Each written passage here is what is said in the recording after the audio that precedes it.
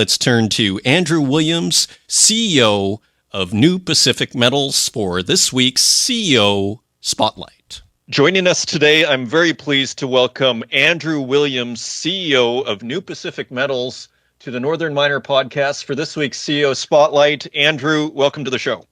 Hey, thanks, Adrian. Pleasure to be here. Well, it's great to have you, and New Pacific Metals is working with silver, which is a particularly charged and interesting part of the metals market. So for those that aren't familiar with New Pacific Metals, tell us about the company and what you guys are up to. Thanks, Adrian. So New Pacific Metals, we are a precious metals exploration and development company operating exclusively in Bolivia. Our journey started in 2017 with an exploration concept called the Silver Sand Project. And over the last 6 years, we've put a huge amount of drilling into Silver Sand Project and made what we believe is one of the best primary silver discoveries that's been made anywhere in the world in this past decade. In January of this year, we released a PEA study on the Silver Sand Project, highlighting the very strong economics associated with that discovery. And if that wasn't a tough enough act to follow, our company acquired in 2021 our second project, Carangas, and we made that discovery late 21, drilled it all throughout last year to the end of April this year. And then last month, we released our inaugural resource estimate at our Carangas project, outlining 560 million silver equivalent ounces in the indicated category and another 110 million ounces in the inferred category. And so we do have a third project as well, our Silver Strike project that we commenced a scout drilling program last year on and had some very encouraging initial discovery results. So now we're here as a very successful exploration company, discovering deposits the old-fashioned way, greenfields exploration, and now we're undergoing an important transition from being a successful exploration company into a project development company. Impressive. So things are moving along quite quickly. It's interesting, Bolivia. I mean, oftentimes people will associate it with lithium. So how did you find this deposit? And tell us a little bit about just working in Bolivia. Yeah, so I always say that if you want to find elephants, you go to Africa. If you want to find silver, go to Bolivia. Going back in history, 1545, the world-famous Cerro Rico de Potosi silver deposit was discovered by the Spaniards, and that financed the Spanish Empire for the next, call it 300 years. I mean, it was, I think, geologically one of the, if not the largest silver discoveries that's ever been made in the history of the world. And that Potosi silver mine is just 35 kilometers southwest of our flagship silver sand discovery. So the mineral endowment in Bolivia is fantastic. I think that was, again, an exploration concept that arose in 2016 that we eventually closed on in 2017. Went down there, and our early exploration team sensed that there was significant potential for a major discovery, and subsequently they were proven right.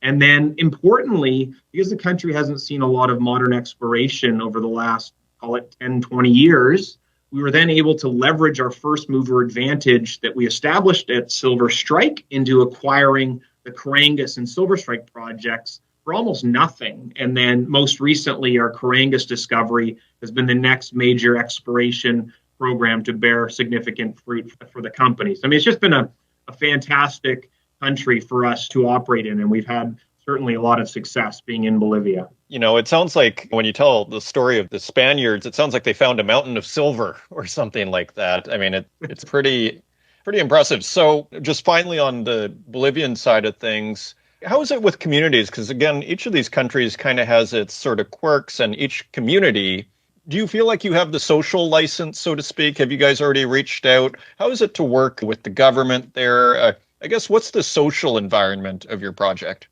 Yeah, you're absolutely right. Getting the social license to operate is critical in Bolivia, as it is in pretty much every jurisdiction in the world. So that's something that is a very important objective of our company here. And just thinking though more broadly about Bolivia, the thing that's I really emphasize to folks is that this is a mining country going back to 1545 and the Spaniards. We're in the Department of Potosi. There were three great major mines built in the last cycle. Sumitomo's San Cristobal operation and Pan American Silver's San Vicente operation and Core Mining, they built their San Bartolome project. Great mines, all within the department that we're operating. And so it's very much a mining country, and we're in Potosi, which is like the Nevada of Bolivia.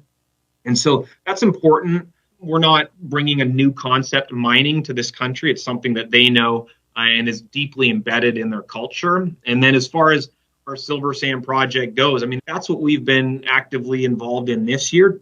To be frank, with our PEA study just released in January of this year, that was really an important document for us to have, to be able to talk to exactly what the impacts of this project will be, because certainly we've been there since 2017. We've been able to drill at our Silver Sand project 136,000 meters, 550 holes. So we've been very active and very, very successful operating at our Silver Sand project. And now we're undergoing that really important transition, as now we've got a mine plan. Here's how much silver we're going to produce. Here's what the plant's going to look like, et cetera. So our community relations activities have really switched into another gear as we get more specific about what the real impact of this project will be, which will be fantastic. I mean, economically, this will be a very important project for Bolivia. It'll generate 500 direct jobs, probably another 5 or 6 times that in indirect jobs in a part of the country that really needs the work. So we believe in the benefits that this project will bring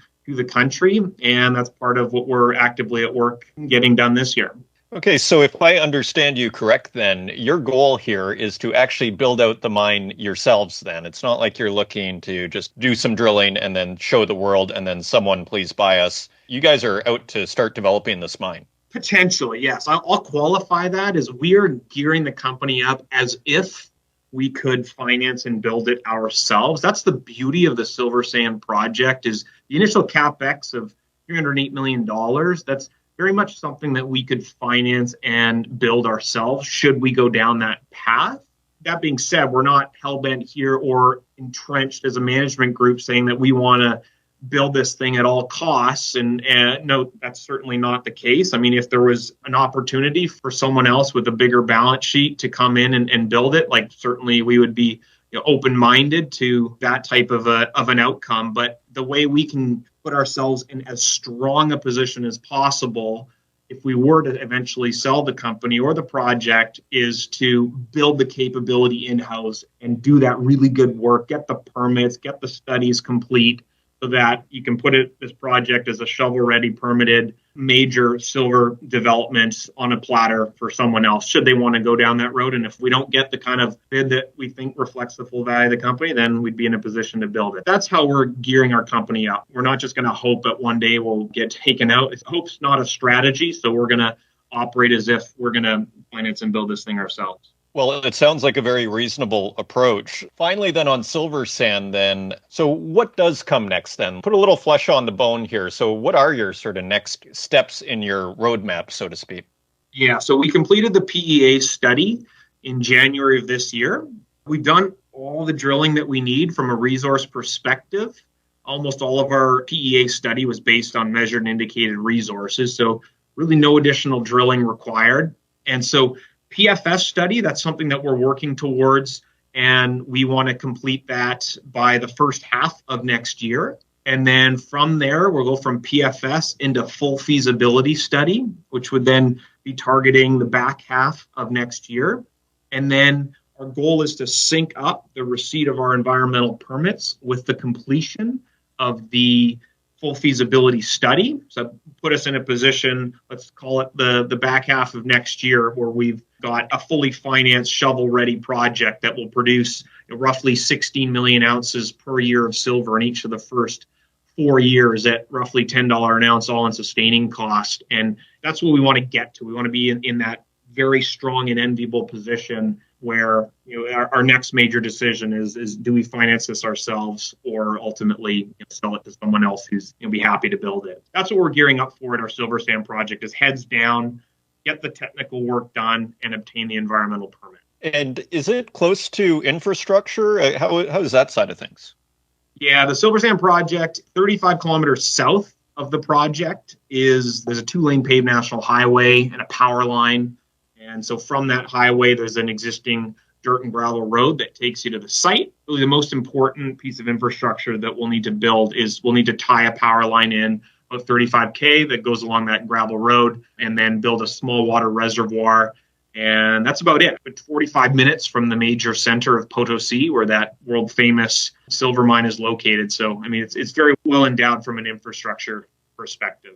Okay, excellent. So, as we wrap up here, then, what is your message for investors? What is the opportunity here of New Pacific Metals? Yeah, so we've talked extensively about the Silver Sand project, which truly is a strategic asset in our industry. As I flagged, we consider it to be one of the best, if not the best, primary silver discoveries that's been made anywhere in the world in this past decade.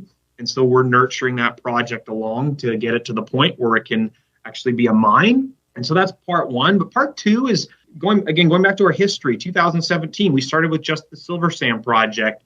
And then in 2021, acquired Carangus. And so we've been drilling like mad at Carangus for the last 2 years. We put our resource out. Carangus has 3.5 times as much metal as our Silver Sand project. And so we're not just a one asset company. At Carangus, we're continuing to press that project along as well. We're in the process of completing a preliminary economic assessment at Carangus that we expect to release also in the first half of next year. So lots of important studies being completed within our company. But most importantly, at Carangus, we think that there's more to give in that district. So that discovery at Carangus was blind. It was under 35, 40 meters of cover. We've done an IP survey in the greater Carangus Basin that's flagged several additional anomalies, some bigger than the discovery that we've already made. So we want to get in and drill that as well to see what else is in the Carangus district. I think that's really important. And then we don't talk much about our Silver Strike project just because we have so much on our plate at Silver Sand and Carangus.